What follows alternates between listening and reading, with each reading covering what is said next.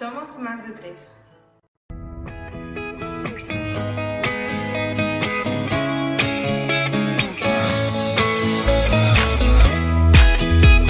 Se refleja en la figura de la madre dedicándose por completo a su familia o al menos teniendo que reducir el horario laboral.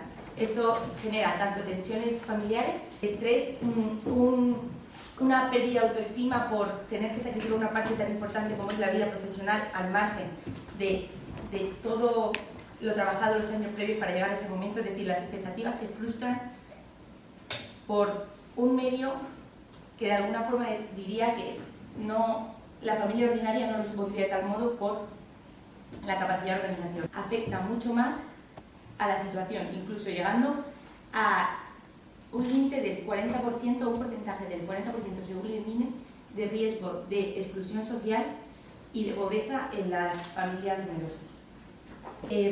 Por media cuesta mantener un hijo una semana 160 euros, mientras que las ayudas del Estado suponen al día menos de €1, lo que significa que hay una diferencia de 159 euros. En el sentido de modelos a seguir. Los hermanos suponen un modelo de seguir para los pequeños, los hijos mayores, los padres son un modelo a seguir y además los pequeños pueden aprender de los mayores y los mayores de los pequeños. Las familias numerosas tienen la mentalidad de que no todo es regalado, o sea, están acostumbradas a trabajarse las cosas. Los padres de una familia numerosa no pueden permitirse el dar una paga mensual a sus hijos. ¿Esto qué quiere decir? Que los niños son capaces de trabajar y cultivar un esfuerzo que luego, de cara a la posteridad, se nota, es muy grande.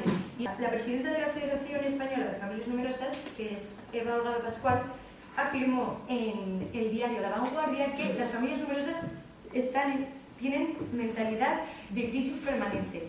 Esto quiere decir que luego, cuando llega una crisis económica a nivel estatal, ellas son las que están más preparadas, mientras que al resto, las familias que no son numerosas, pues les puede pillar el toro, les sorprende más. En cambio, una familia numerosa está adecuada a esa situación, porque es menos recursos para más personas. Una familia en España con 8 hijos y con una renta anual de unos 30.000 euros al año tiene las mismas ayudas que una familia en Alemania con 2 hijos y encima sin límite de salario. Lo que gasta de media una familia por hijo está entre los 150.000 euros y los 300.000 euros. Una familia numerosa ordinaria está compuesta por mínimo 3 hijos. Esto es unos 450.000 euros que pueden suponer, 3 Ferraris o 4 veleros de 10 metros de eslora con impuestos pagados. Normalmente una familia numerosa no se da ni por error ni por casualidad, sea porque realmente los padres quieren tener muchos hijos. Entonces, los padres cuando quieren tener una familia numerosa saben a lo que se enfrentan. Es verdad que puede haber tensiones, pero realmente quieren. Y en una familia numerosa, ¿cómo se convalida el hecho de que los padres no estén siempre ahí y con que den cariño? Pues a veces son los mismos hermanos mayores, o los pequeños incluso, que son los que suplen. Porque normalmente si el padre llega cansado después de trabajar, pues le costará dar cariño a sus hijos y querrá tener tiempo para él, pero realmente si tú tienes 3 años y tienes una hermana de 4 años, o sea, es que a la hermana le sale de forma instintiva dar cariño. Me parece un poco que vuestro argumento general era en torno al materialismo. Al principio hablabais del sacrificio que supone en los padres no poder dedicar tiempo a su vida laboral. Entonces ahí hay que ver, yo no sé si unos padres que deciden tener o no tener una familia numerosa, ¿qué es lo principal que quieren sacar adelante? ¿Sus hijos o su trabajo?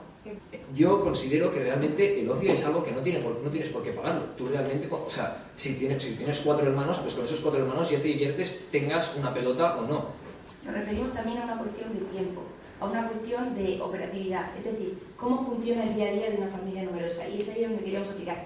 Por supuesto que creemos en el sacrificio, en su mentalidad, en su espíritu, pero eso también creemos que se da en la ordinaria. Una familia que no es capaz de retener ingresos, no es capaz de ahorrar y no es capaz de mantener, hablamos de mantener, no de dar todo a sus hijos, porque creemos que se debe fomentar tanto en la familia ordinaria como de la familia numerosa la capacidad de cada uno de desarrollar plenamente sus capacidades y de saber valorar Y eso no es una cuestión de tener más o menos medios, sino de educación y de decir, con lo que tienes funcionas, pero estamos hablando de una situación de precariedad, de una falta de recursos básicos para vivir, y una falta de recursos que deben venir por conexión lógica del mundo laboral, y eso es a lo que nos referíamos con el tema de la precariedad.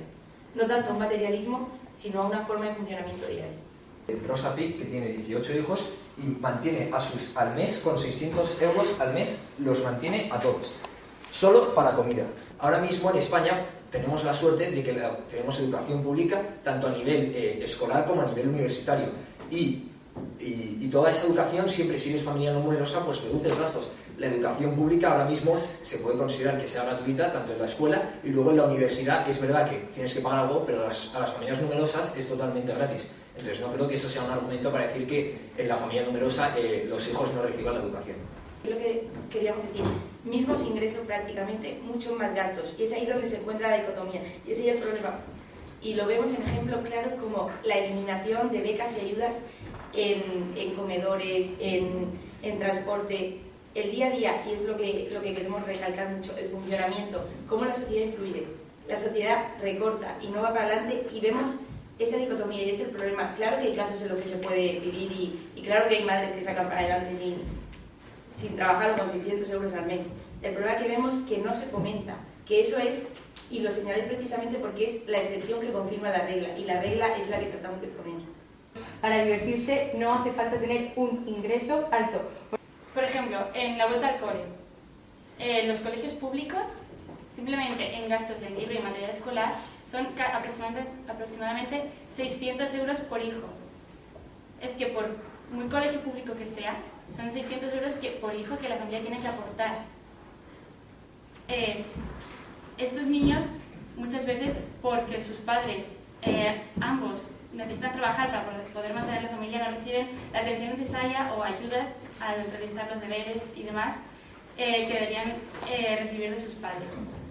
Además, las familias numerosas creemos que se da una cultura de reciclaje. ¿Esto qué quiere decir? Que los libros que han podido utilizar 3 generaciones antes se utilizan en las 3 generaciones posteriores. Tus primos te pueden dejar los libros, una familia del cole te deja los libros. Además, ahora mismo la mayoría de los libros son de préstamo en todos los colegios.